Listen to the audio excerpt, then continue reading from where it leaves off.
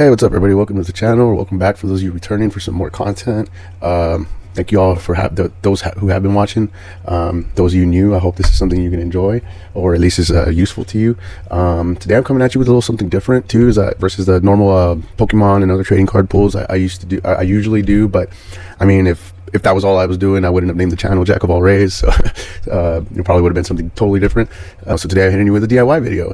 How to repair your PS5 controller knobs. I'm sure there's a lot of situations these can go bad with typical wear and tear. Some gamers go pretty hard and you know, just wear them down very easily. So you got to go get replacements. In my situation, my dog happened to find the controller and thought it was a chew toy for him. But it's still a perfectly good working controller. It turns on and all the buttons work fine. It's just the knobs that are torn up. So yeah, this would be a good opportunity to get them replaced and share for those who end up in the same boat as I do and don't want to spend 70, 60, whatever dollars that these things cost to just, you know, when all you need is a new $10 pair of knobs. Found them on Amazon. I want to say Amazon. I just did a search for PS5 controller knobs, and it's a $5-10 kit. Comes with the little tools you need to go ahead and get the job done, and the two knobs. You know, comes with just this, so you really shouldn't need more than this. I have seen some other people do this with just these tools. I'm a little lazy and I haven't been working on things for a long time. I have this electric screwdriver that just helps with taking out screws, and I also have this box of tools I've accumulated for mobile phones and small parts and stuff. So I like having more tools available to help me get the job done. I will say, if you guys can find one of these, I don't even know what it's called, but it's this metal. It looks almost like a spatula or something. Man, this has come a long way, helped me work on a lot of things, just to help pry or move things around, small parts that my finger's just too big for. So yeah, this should be really all the tools you need. I might use some extra stuff just to help me out. These things look like guitar picks, but they're also basically things to help you spread or remove those clamps that are holding the plastic together. But yeah, let's just go right in. I'm gonna start off with just these two. Again, you could probably use your fingers or the little screwdriver to help you pry things apart, but I like this little flat metal piece. You do gotta be careful when you're messing with plastic and using metal tools. So if it gets a little hairy or you start feeling you're gonna break it, yeah, switch back to the plastic. Just save yourself some broken clips if you can. But yeah, I'm just gonna dive right in, and from what I understand, we want to start with right here, try to get this black part pried off so we can start taking the screws off and things.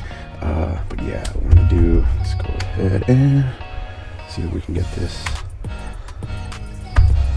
pry. Let's just try this middle one. There we go. You hear that little clip? Oh man, you feel like I just got it up. You can leave that in there to help you get this other one popped off. And there you go. And that popped off. You just slide your thing around the side here. So the main thing I want to do is unclip this from the corner here. I think I might have messed this up already, but yeah, I like to just start sliding your clamp down the plastic if you can. Give yourself some space to get in there. And there we go. Now one side off. And come around and just do the same thing. Just start from where you open it and then just keep sliding up and prying every couple of, every little bit. Not inches, but every. Just keep sliding. And I think I've pried enough off here. Man. There you go. You want to go ahead and slowly slide this off. Try not to break anything. Just kind of pull it back and then pop it up. And now we got that off. Nice. And there's going to be two little screws at the end right here. So that's going to be part of what we're going to take off. But before we do that, next thing you're going to do is you're going to pop off your triggers here. I think it's actually the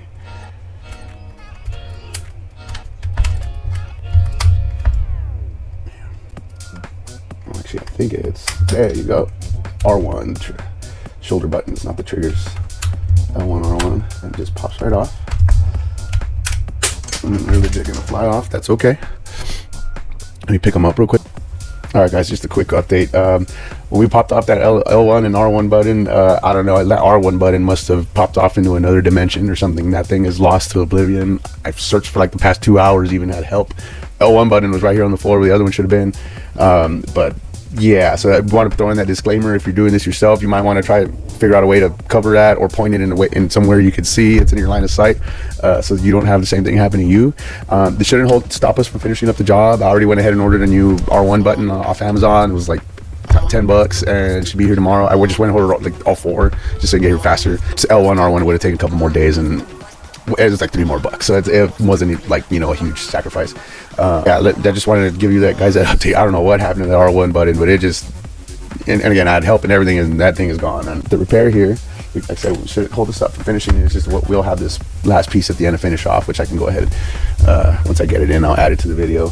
But yeah, now that we got the buttons off and the black plate off, we can go ahead and get these screws off. And I need a little screwdriver that's provided, should definitely work, but I've turned enough screws in my time, and this makes your life so much easier when you can just do that.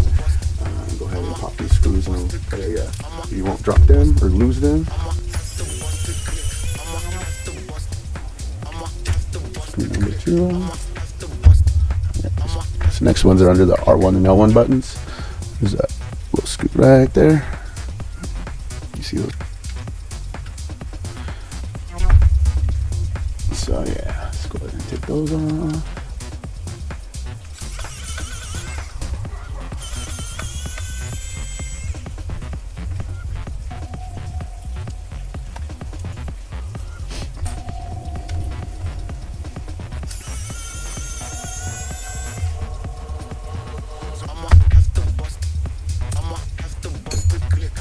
Alright, at this point, we're still going to have to pry off the shell here.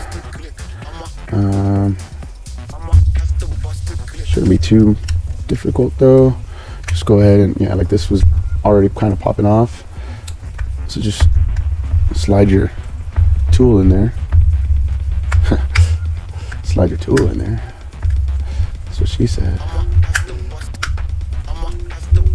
It should just start.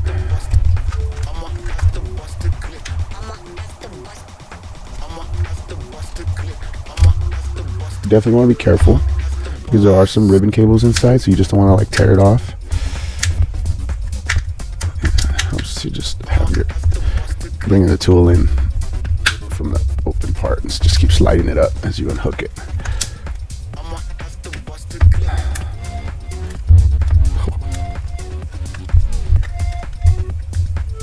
Also trying to be really careful not to hit the PS button and accidentally turn on my PS5.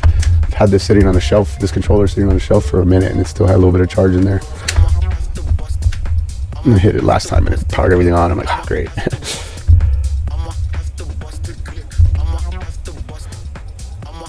Something we need to do here. Am I missing another screw? I don't think so. Oh, hello. There's these 2 clips right in front of my face right here. So try not to like either squeeze down, but yeah, you need to pry those guys off right there.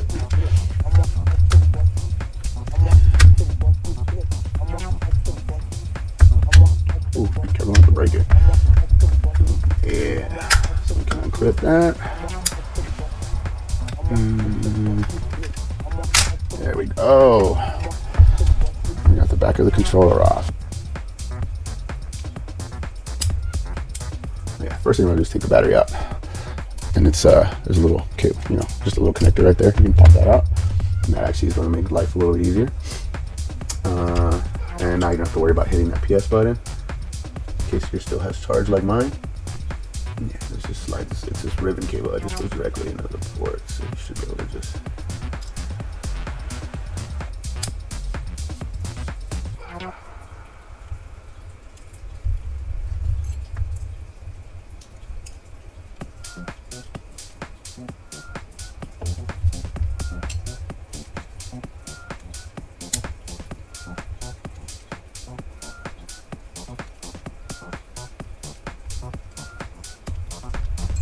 There we go. I got the cable out. Just make sure this. Oh, that piece still in there. There you go. All right. Now we're gonna take off. There's a Phillips head screw right here for the caddy for the battery. Caddy battery. Pop that, and we should now be able to take this guy out. Boom. Now we got the back of the controller. you can see right here. And there's going to be these 4 cables we're going to have to unplug right here, right here, right here, and right here. In the same manner, you should just be able to shimmy them out.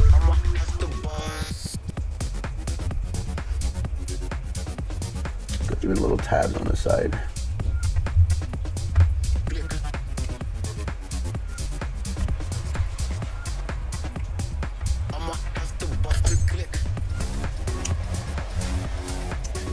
Little thing you can grip on and pull out, but you want to be very gentle with it. And then these 2 side cables, I think these are the motors for the vibration.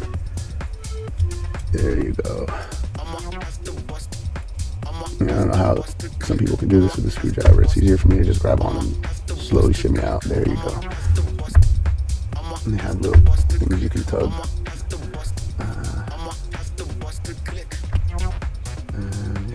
Make sure you're being very careful though. This blue cable can be a little tricky.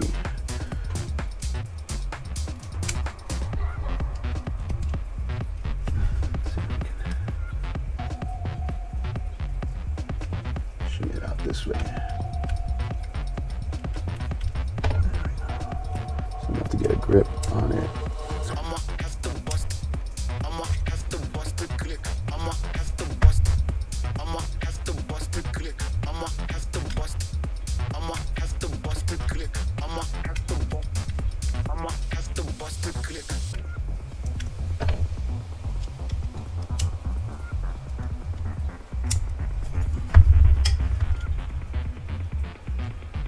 There we go.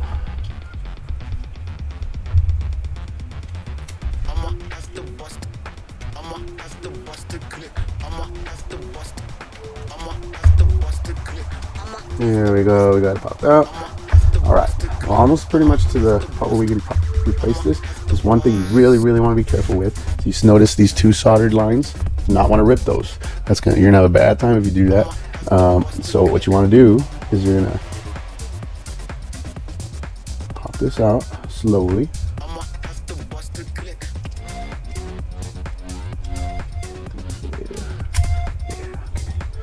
Pop, go from the corner right here, and you're gonna just bring it out like so, gently. Man, and now you see you got your insides here. Just take off that knob. If you've got 2 of them, same thing. Let's go ahead and open up the new one.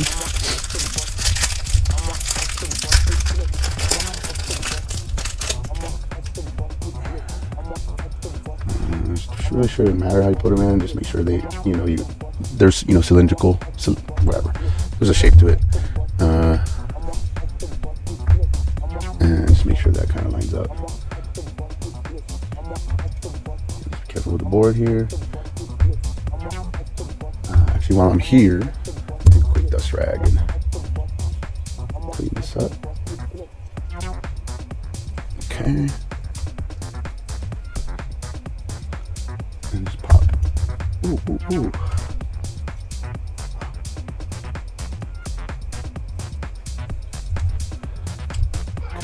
You can lean it on. There you go. So there's some little bit of hold there. All right. So now just slide the joystick on. Make sure it's in there, it's nice and solid.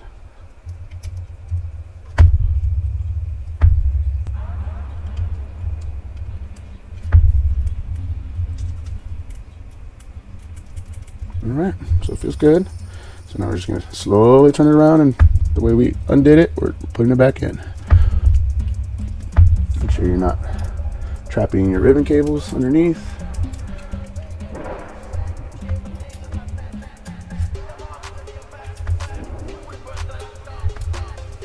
Alright.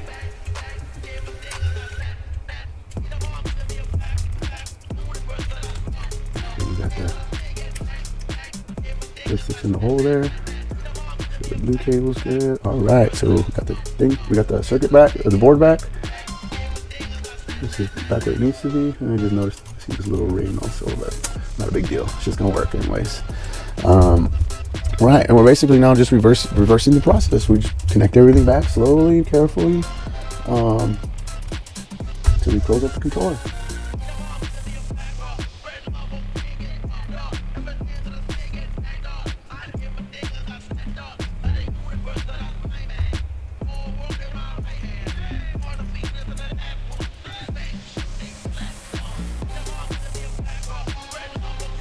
Firm in there, be gentle. You can grab it by these little rigid cords, or I mean, the ends. It's kind of like a little handle. Help you push the cable back in. Just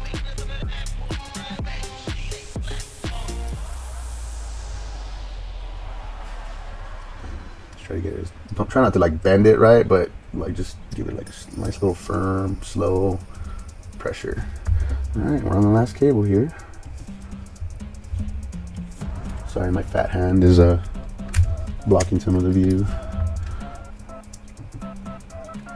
Alright, I think we're all set here.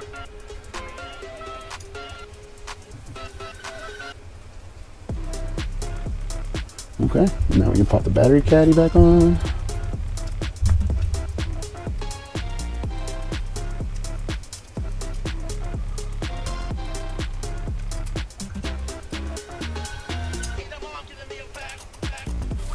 There we go. Should just slide in. Let's put that screw back in. It's not falling off everywhere.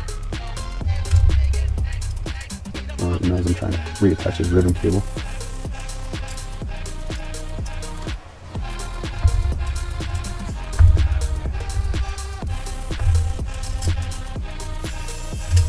Ooh, put it on there. There we go.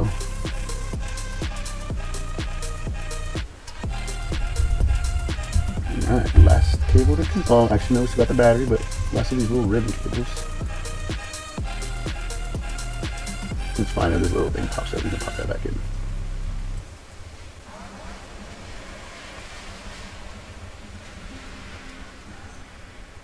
Alright. Seems like we got cable back in. It's looking good. So you see that there's just a little like tab that sticks out. Just make sure you slide that in first. And there we go. There's an angle there. Alright. Yeah, now we got all the cables back, the caddy's back. Just need to pop the battery in. It's a little easier to connect it before you try to put it back in its bed.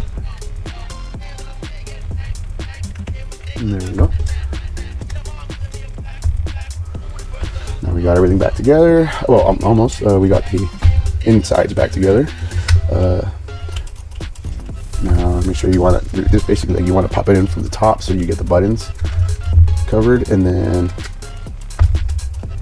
try to line it up.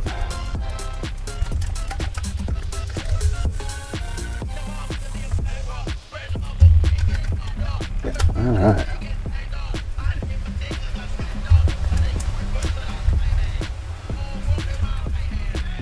Slowly, you don't really want to like force it, right? It should just kind of start popping back into place. There you go, there you go. Oh yeah, love it when components just click like that. All right, so now we got it back. We can go ahead and get our screws in.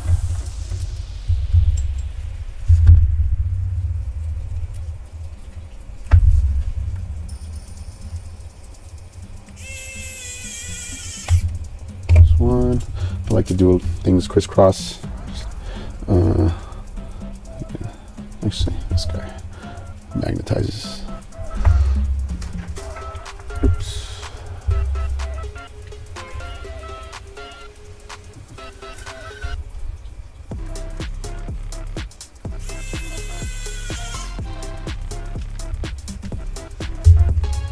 One screw. Yeah, we just. Oh, I went ahead and did the top one anyway. Yeah, you can do it however you want. As long as you get it in there and make sure it's nice and tight. Get it right, get it tight.